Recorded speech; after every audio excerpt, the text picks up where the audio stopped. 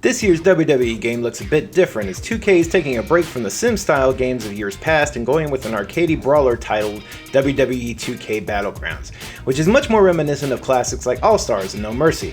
Whether it lives up to those high bars is what we're here to break down for you, and the answer is yes and no. WWE Battlegrounds trades in the sim-style gameplay for over-the-top arcade action, and more often than not it succeeds in bringing out those eccentric and delightful aspects of world wrestling entertainment. The game comes loaded with 70 superstars at launch and features not only a full campaign mode but also a fun new mode titled King of the Battlegrounds that acts as sort of a never-ending Royal Rumble, which is as ridiculous and fun as it sounds. Power-ups change up the moment-to-moment gameplay, featuring everything from stronger pins and unblockable attacks to fire fists and ice breath, and each of the stages comes with at least one crazy interactive element, including everything from a helicopter that you can hop on to soar back down to the ring, and a remote-controlled ram that can stun opponents. Each of the superstars also has a big colorful aura when they pull off super moves, which look absolutely gorgeous in motion. It's not perfect though. While the finishers and supers are cool, these are the main areas in which the wrestlers differentiate themselves. Everyone has the same core throws and submissions, and aside from the 5 different classes, there's not much in the way of personalization moveset wise.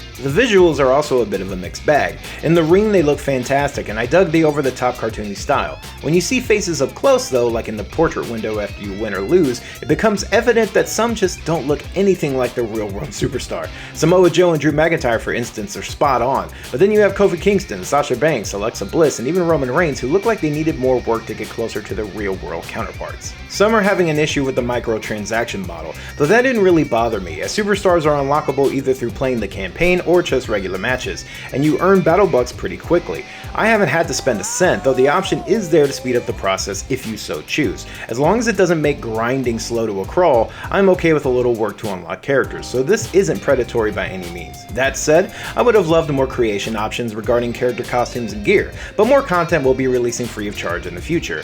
And for $40, this is a really great value. There could be more depth, sure, but the moment-to-moment gameplay is truly fun, and the changes to the steel cage match format and things like King of the Battlegrounds mode kept me coming back. The campaign was pretty enjoyable as well, being delivered in comic-style stories that were lighthearted and fun. This might not be for everyone, and I don't think it reaches the bar set by some of the classic games we mentioned earlier, but there's a lot of fun to be had with WWE 2K Battlegrounds, and for the money it's difficult to pass up. I'm Matt Aguilar for Comicbook.com, and I'm giving WWE 2K Battlegrounds a 3 out of 5.